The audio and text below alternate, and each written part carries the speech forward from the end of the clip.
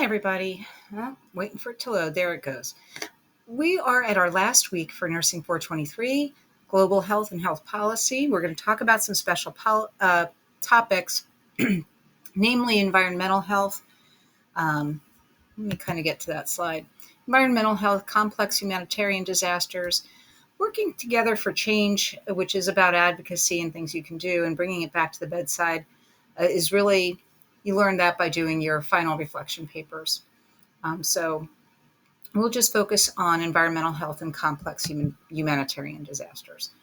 Environmental health. So environmental health issues are major risk factors for the important diseases that we've discussed: communicable disease, non-communicable disease, neglected tropical diseases, injuries, and causes of death and DALY coming from maternal or neonatal conditions.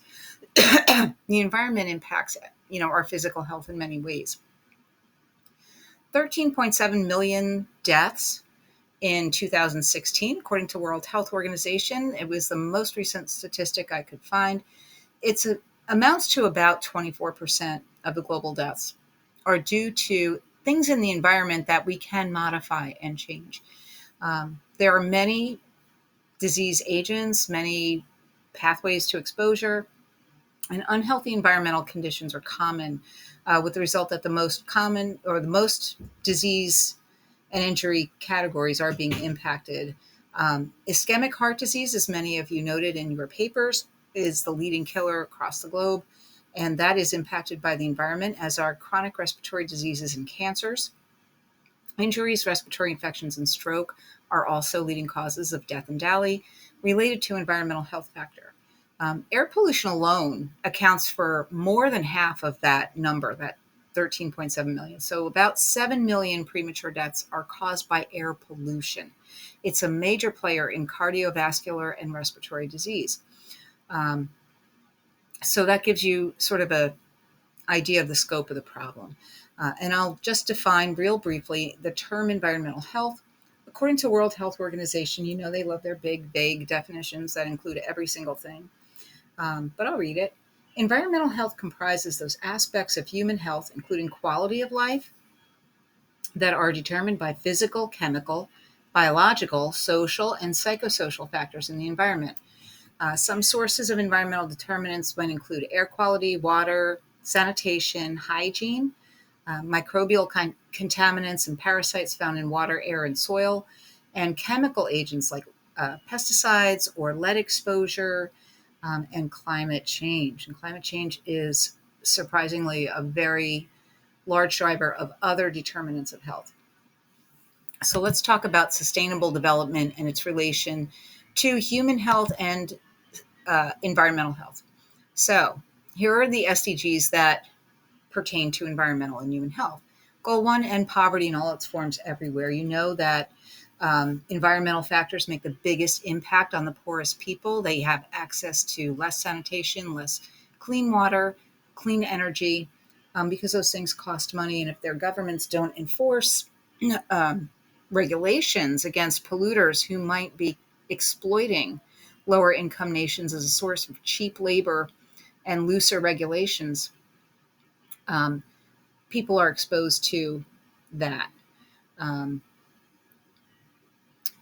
Poor infrastructure also creates other conditions for bad environmental health, such as the use of biofuels for cooking, heating, and lighting in homes. That, coupled with poor ventilation because of substandard building materials and housing regulations that are not strict and don't conform for healthy ventilation, those things can lead to environmental health risk. So goal 3 is kind of a no-brainer: ensure healthy lives and promote well-being for all at all ages. Obviously, providing clean water, clean air, and a way to dispose of waste safely, and clean fuel will impact people's lives and make them healthier. Goal 5 might be a little more of a stretch for you: ensuring gender equality. But consider that gender roles in many low-income countries make sure that women are performing most of the chores that expose them to environmental risks. They're fetching water, they're cooking indoors with poor ventilation. And also with gender equality, if we have childhood marriage, and we have girls that aren't going to school, we have a situation where they can't get health education about environmental health risks. So climate change has had the biggest impact on girls and women. Just so you know, 80% of the internally displaced people from climate change are female. And the need to travel to secure food or water for the family, whether they're fetching water or if they're working on a farm or if they're trying to gather materials to cook, those chores, if they have to go further to get to them or if they are migrating to areas that have more food security, they're exposing themselves to gender-based violence, including sexual violence and human trafficking. They're exposed. So gender equality and empowerment of women and girls is very important in climate change. It doesn't seem like that on the surface, but it does relate. Goal 6, ensure access to water and sanitation for all. That is another no-brainer. Requires an investment in infrastructure, as well as Goal 7, ensuring access to affordable, reliable, sustainable, and modern energy. Goal 10, reducing inequality. Again, you can't have conditions that are safe for one group of people and not safe for another. So that is something that needs to be attended to. Take urgent action to combat climate change and its impacts. Climate change is absolutely becoming an environmental determinant of health. I have a case study where we'll talk about that. It causes a lot of migration, a lot of internally displaced people. It's creating poverty as crops fail and people need to migrate. So it's creating vulnerabilities in groups that had stability. Okay, we're going to talk a little bit more at length about air pollution and human health.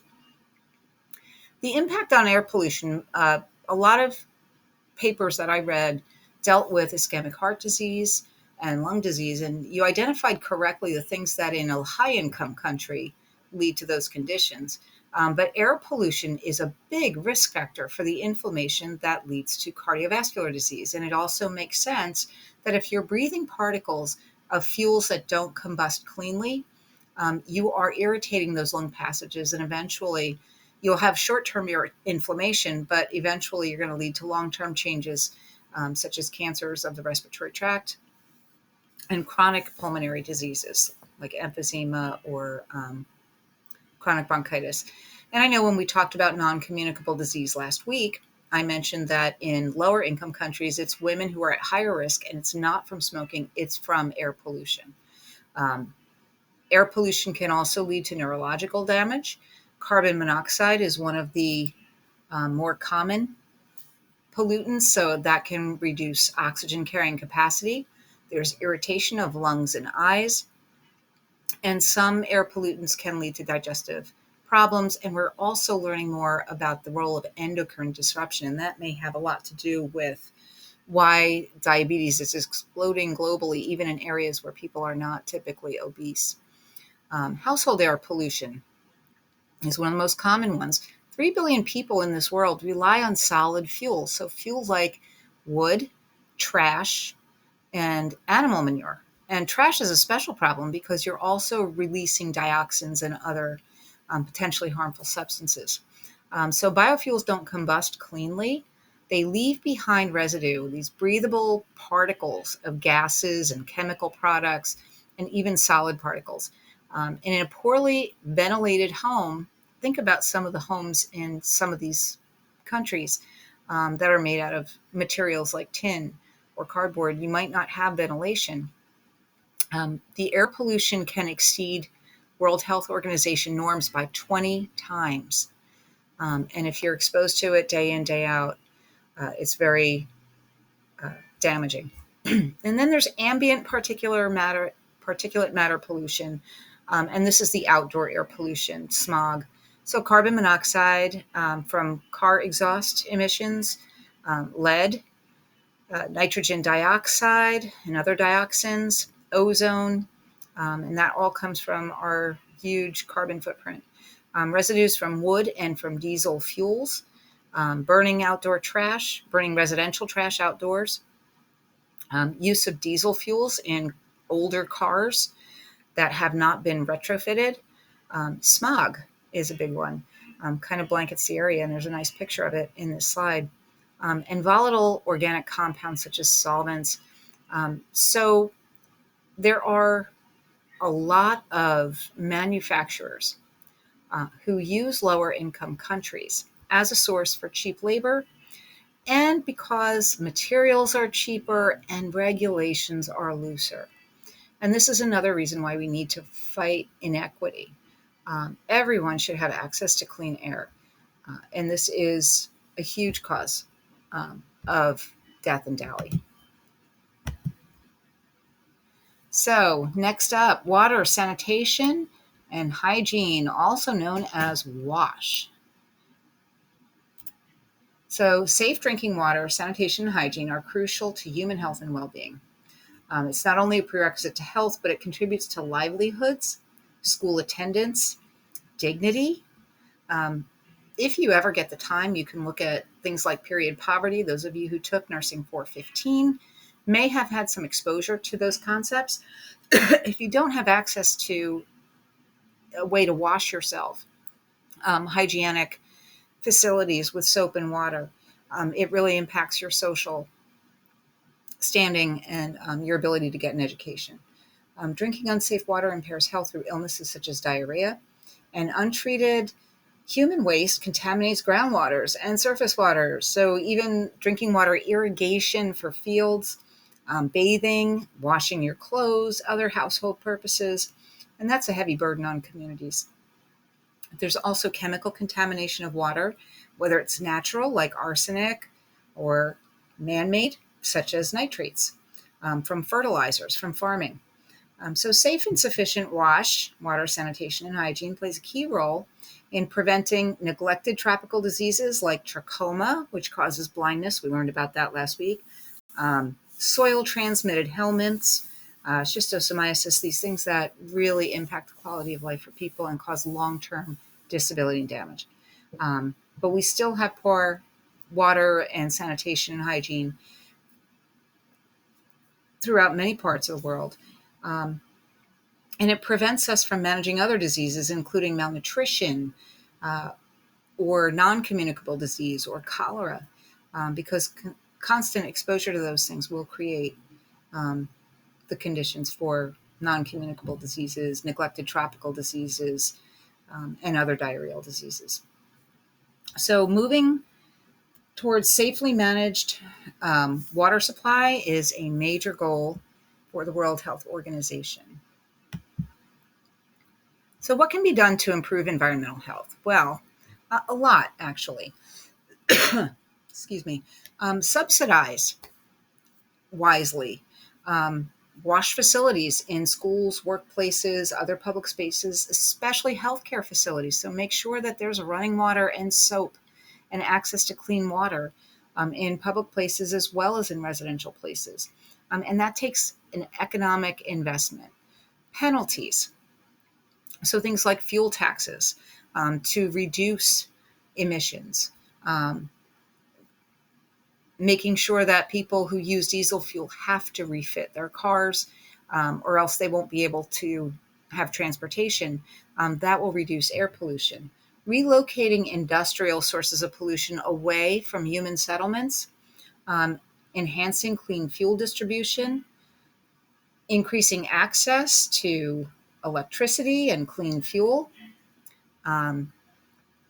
We want to fine people who are guilty of pollution, whether they are private citizens who are burning their trash and creating ambient outdoor pollution, or corporate offenders who are exploiting poorer countries to manufacture products cheaply, even though they are creating a huge impact on the environment. Subsidizing things like stoves and heaters that use cleaner energy sources, and don't subsidize things like coal or diesel fuel. So the economic incentives and penalties are a really important way that the World Health Organization can make some changes to environmental health. Another thing you need to do is to be able to build infrastructure. You need those sewage treatment facilities to create the clean water. You need to have transportation so that people aren't polluting with individual cars that use diesel fuel. You need to have electricity in hospitals and clean electricity in homes. Um,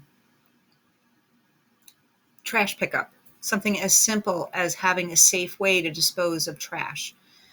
If people don't have that, they're either going to pollute waterways or soil, or they're going to burn things and pollute the air.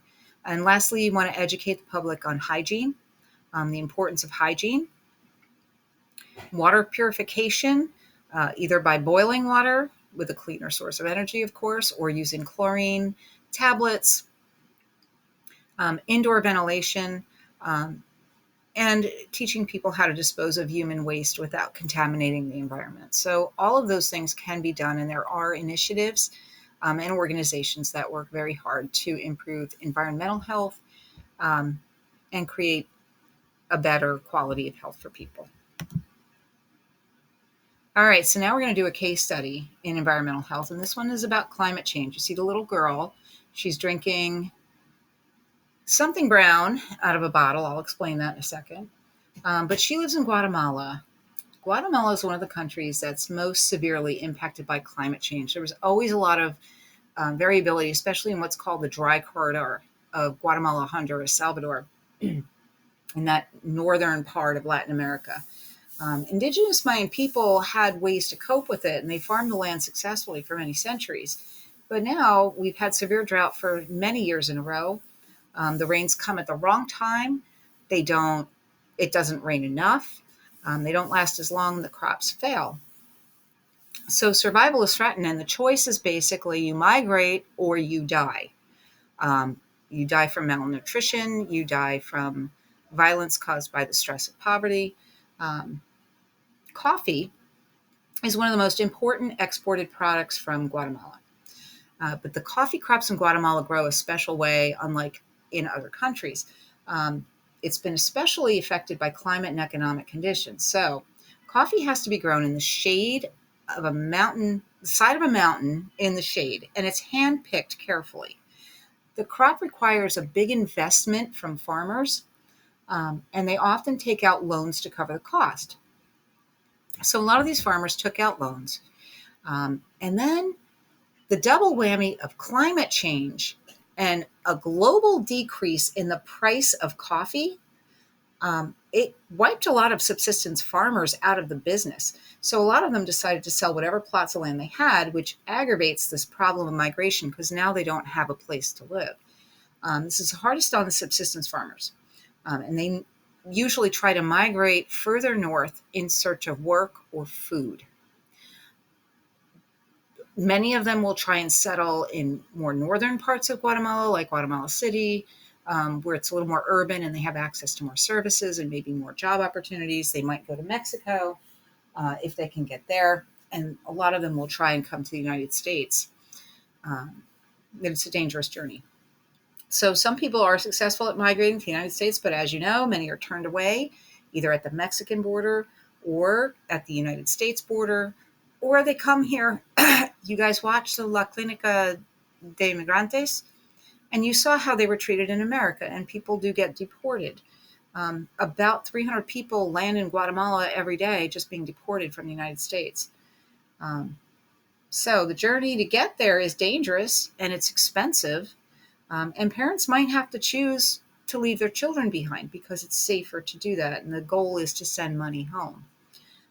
Those who can't migrate starve or succumb to other illnesses related to malnutrition and poverty.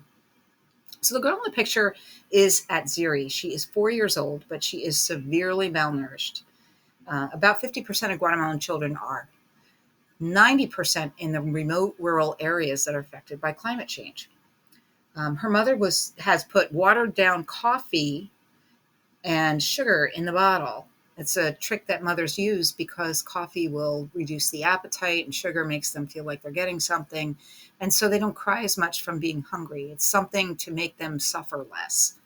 And that's what she's drinking. That's that brown liquid. Her father borrowed the equivalent of $300 and made it to the Mexican border, but was turned away and sent home. He returned empty handed. Guatemalan migrants who are displaced because of climate change are not eligible for refugee status because even though this is like a horror, they're watching their children starve because of environmental changes that are occurring as a result of exploitation.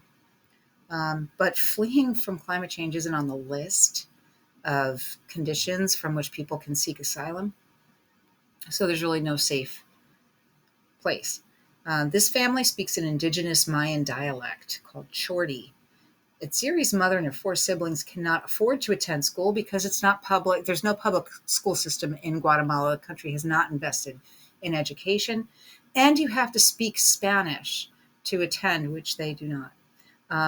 The father speaks some Spanish, but most of them do not speak any. So migration imposes another burden on them. It makes them more vulnerable because they don't speak the dominant language of the places they're fleeing to. So in previous years, when the harvest was low, Atsiri's father could work on commercial farms with irrigation systems. This year, no one's hiring. There is no work. Transportation costs about $3 to get to an area where you could find work, and they don't have it. And the nearest village is many hours away on foot. So we've got a lot of vulnerabilities coming into play here. Atsiri's family does not have a source of clean drinking water. They do not have toilet facilities. They dig latrines. They fetch water from wherever they can find it. It's getting harder to find it all the time. Diarrheal illness, pneumonia, and skin rashes are common in their village. They're sort of accepted as something you can't do anything about. And throughout the village, there are a lot of children who are too weak to play, too weak to walk. They are losing their hair, but they have no access to medical facilities and no money to buy medicine. And that is how climate becomes a determinant of health. And what's interesting is that this culture, for thousands of millennia, was able to deal with this variability of climate and with, different disasters, drought, earthquakes. But the stressors now exceed their ability to cope as communities. And so we have this huge problem. And there are a lot of areas of the world affected similarly. As I mentioned, climate change. There's a very good story. I might post it in the module about a woman from India or Pakistan. Can't remember off the top of my head.